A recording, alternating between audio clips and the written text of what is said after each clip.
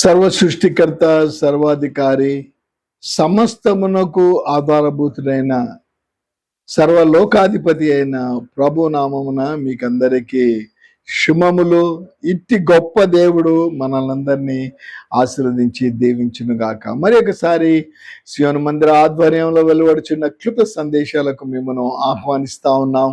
నాకు తెలిసినంత వరకు మోర్ దాన్ 200+, మేబీ 240 కావచ్చు, 260 ఈ క్లుప్త సందేశాలన్నీ మరి అనేక జీవితాల్లో వారి జీవితాల్లో మేలు కలగజేసిందని కొందరు ఇచ్చిన సాక్ష్యాలను బట్టి నేను ప్రభుకు వందనాలు చెల్లిస్తూ ఉంటున్నాను.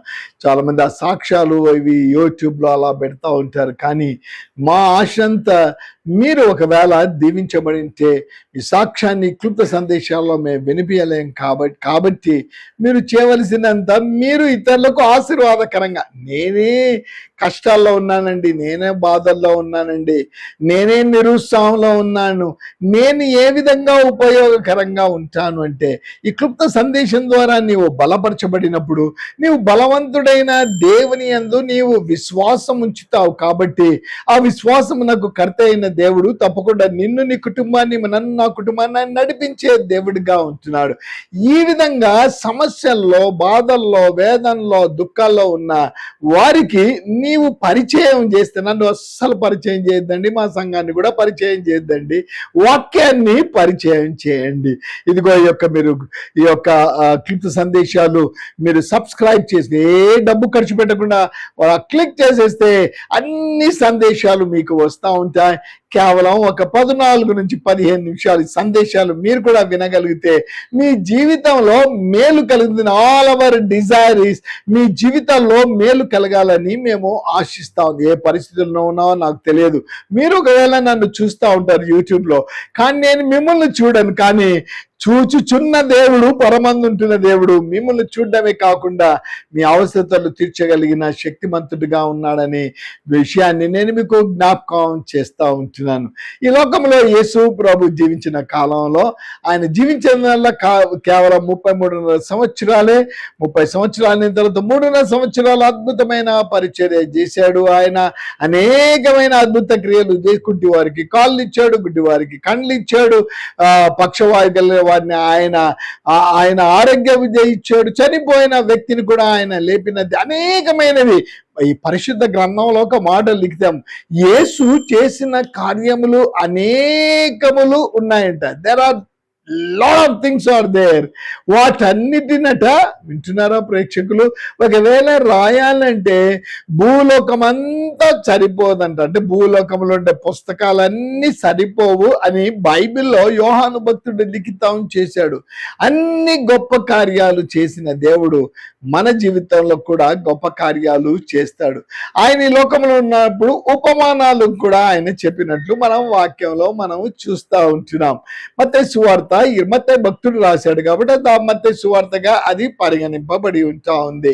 మత్తయి సువార్త 25వ అధ్యాయములో లేదా ఇంకా ముందర అధ్యాయంలో కూడా పరలోక రాజ్యాన్ని గురించి ప్రభు పలికిన విషయాలు, he spoke about the kingdom of god. ప్రియ ప్రేక్షకులు, ఈ లోక సంబంధం భూమి మీద మనం ఇప్పుడు జీవిస్తా ఉన్నాము. కానీ ఇక్కడ కేవలం 70 సంవత్సరాలు 80 సంవత్సరాలు ఈ మధ్యనే నేను ఇక వాట్సాప్ లో చూస్తా ఉన్నాను. ఒక క్రికెట్ ప్లేయర్ అంట, 110 years అయింది, ఆయన వయసు ఇంకా బతికే ఉన్నాడట. కానీ ఒక దినం ఆయన కూడా భూమిని విడవవలసిన వారుగానే మనం కూడా విడిచే వారంగా ఉంటా ఉన్నాము. కానీ ఈ భూమిని విడిచిన తర్వాత మనం అనుకుంటాం అయిపోయింది నా పని. కానీ పరిశుద్ధ గ్రంథమైన బైబిల్ అంటా ఉంది, ఒక దినం అంట మనమందరము ఒక స్థలానికి వెళ్తామంట. పరలోక రాజ్యము అన్నారు దాన్ని, కింగ్డమ్ ఆఫ్ గాడ్. అది దేవుని సంబంధమైన స్థలము అని ప్రకటన గ్రంథంలో దేవుడు మనుషులతో కలిసి నివాసం చేస్తాడని దేవుని వాక్యం సెలవిస్తూ ఉంటుంది. కాబట్టి ఈ భూమి మీద నీవు చక్కని జీవితము జీవిస్తూ ఈ మట్టి శరీరాన్ని మలినం లేకుండా విడిచిపెడితే పరిశుద్ధుడైన దేవుడు మళ్ళీ వస్తాడట.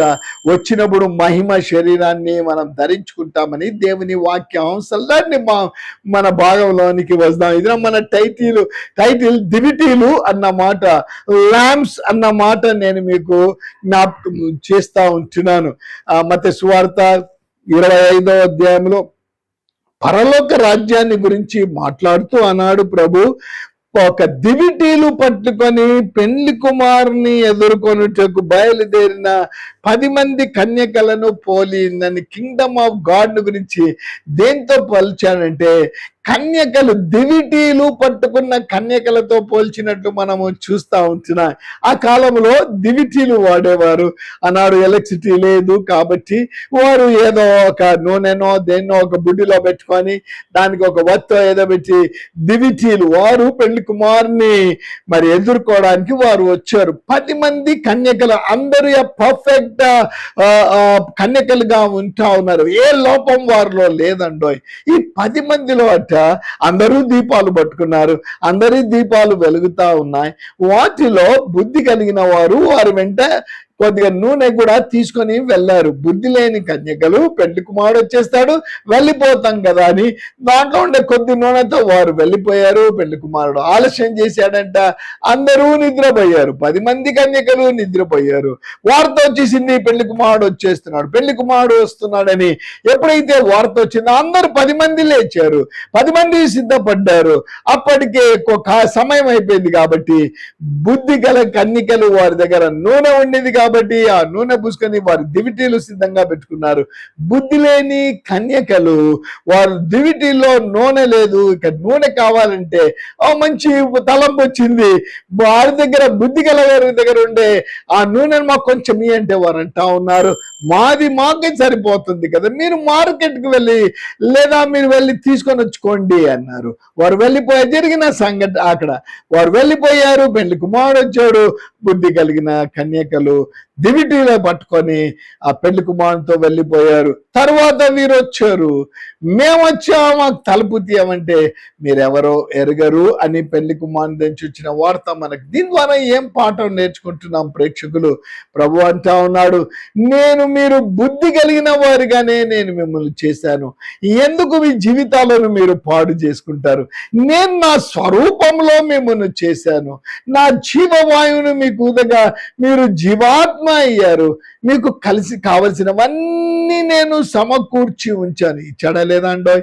మనకు కావలసిన చెట్లను ఇచ్చాడు, మనకు కావలసిన నీటిని ఇచ్చాడు, మనకు కావలసిన జలరాశులను ఇచ్చాడు, మనకు కావలసిన ప్రతి ఒక్కటి ఆయన ఆల్రెడీ ఆయన సమకూర్చి ఉంచాడు. ఆయన ఏమంటున్నాడంటే, నేను సజీవుడైన దేవుడను, నేను సజీవుడను, నేను పరిశుద్ధుడను, కాబట్టి మీరు కూడా పరిశుద్ధంగా ఉండండి ఆయన సెలవిచ్చాడు. ఈ యొక్క వెలుగు సంబంధిగా ఆయన ఉంటాడు. నేను లోకమునకు వెలుగై ఉన్నాను అని ఆయన పలికిన మాట మనకు కనిపిస్తా ఉంది. సూర్యుడు వెలిగిస్తాడు, చంద్రుడు వెలిగిస్తాడు, కానీ వాటి ద్వారా మనము వెలుగు సంబంధులము కాము. కానీ పరమందుంటున్న దేవుడు ఈ లోకానికి వచ్చి తన ప్రాణత్యాగం చేసి మనల్ని ఆయన కొన్న దేవుడు, కన్న దేవుడిగా ఉంటా ఉన్నాడు. వెలుగు సంబంధి. ఈ దినము నువ్వు వెలుగు సంబంధిగా ఉంటున్నావా? ఇవన్నీ నాకేం అర్థం కావటం లేదండి. కన్ఫ్యూజన్ ఏం లేదండో. ఆనాడు వారు బుద్ధి కలిగిన వారుగా ఉండి ఆ దివిటీలలో నూనె ఉంది కాబట్టి ఆ పెళ్లి కుమారుని వెంట వెళ్ళారు. ఇది దేనికి సాదృశ్యంగా ఉందంటే, ఈ లోకానికి వచ్చి ప్రాణం త్యాగం చేసి నన్ను కొన్న దేవుడు ఆయన ఆరోహణమై వెళ్తూ ఎక్కడికి వెళ్ళిపోయాడు? పరమందున్న దేవుడు కాబట్టి భూమి మీదకి వచ్చి మరొకసారి పరమునకు వెళ్తున్నాడు. ఇదిగో నేను మరొకసారి వస్తాను, ఒక దినం నేను వస్తాను, వచ్చినప్పుడు నా వలె వెలుగు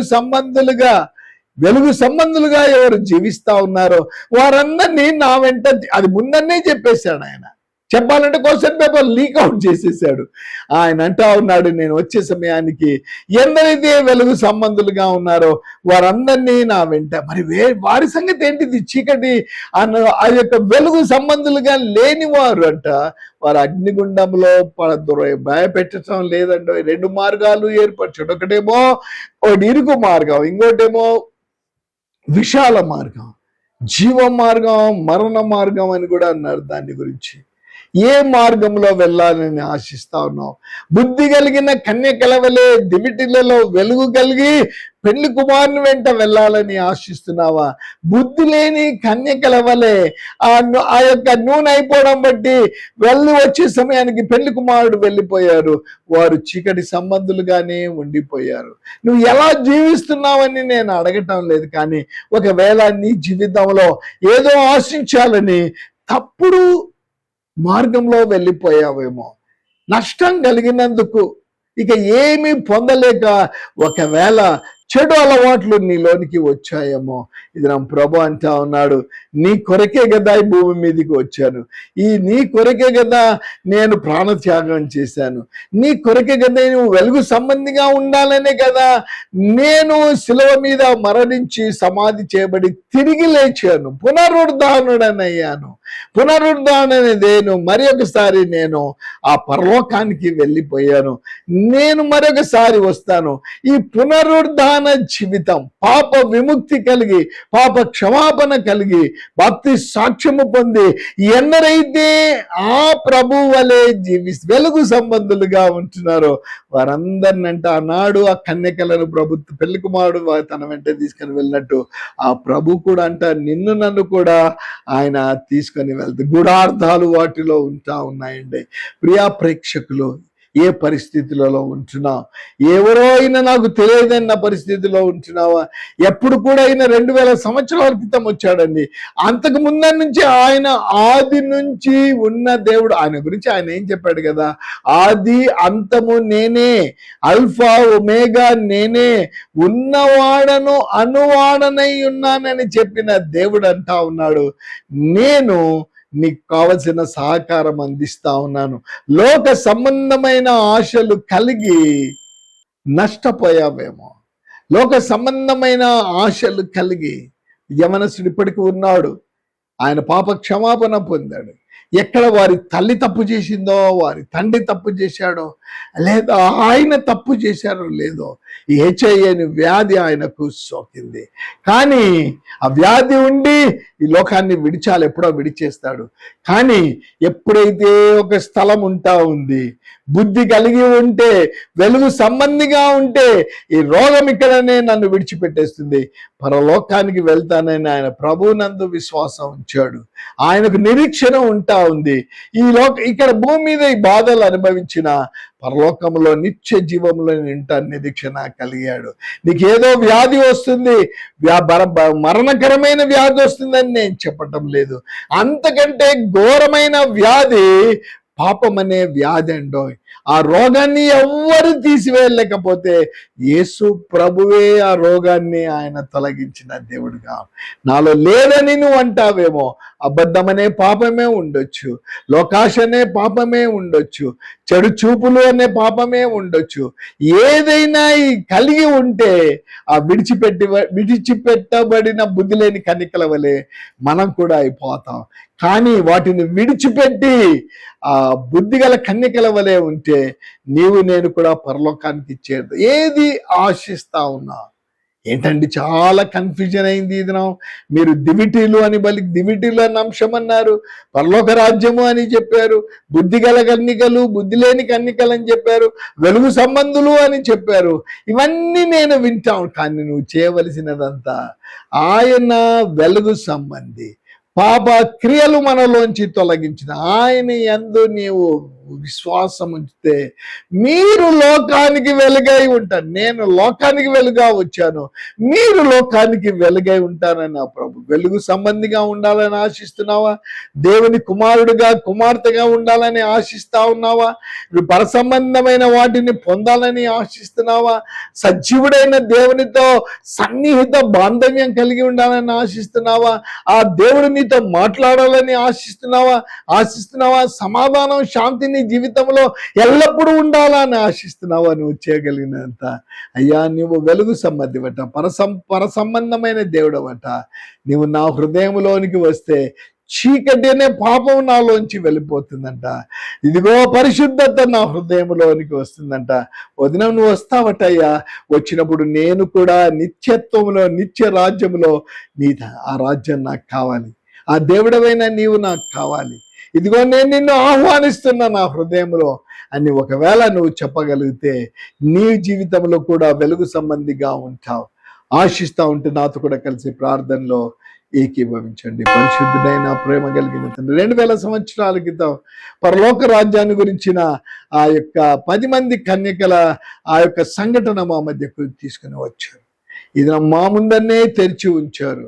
బుద్ధిగల కన్యకలుగా ఉంటే వెలుగు సంబంధమైన దేవునితో మేము పర సంబంధమైన లోకములో ఉంటాం. బుద్ధి లేని వారంగా ఉంటే విడిచిపెట్టేవాడే వారంగా ఉంటాం. నరకానికి వెళ్తాం, అగ్నిగుండానికి వెళ్తాం. ఎందరైతే ఈ దేవుడు పర సంబంధమైన దేవుడు, నా ప్రాణత్యాగి అయిన దేవుడు, నాకు ఆశీర్వాదం ఇచ్చే దేవుడు నాకు కావాలని ఎందరైతే మిమ్మల్ని తమ హృదయంలో స్వీకరించారు, వారి అవసరతలను తీర్చమని మహాగణుడైన యేసు నామమున ప్రార్థిస్తున్నాము తండ్రి, ఆమేన్. సర్వోన్నతుడైన దేవుడు మనల్ని అందరినీ ఆశ్రయించి దీవించును గాక. God bless you all.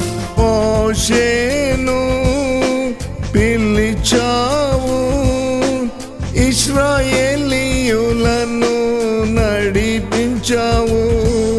యెహోషువను పిలిచావు,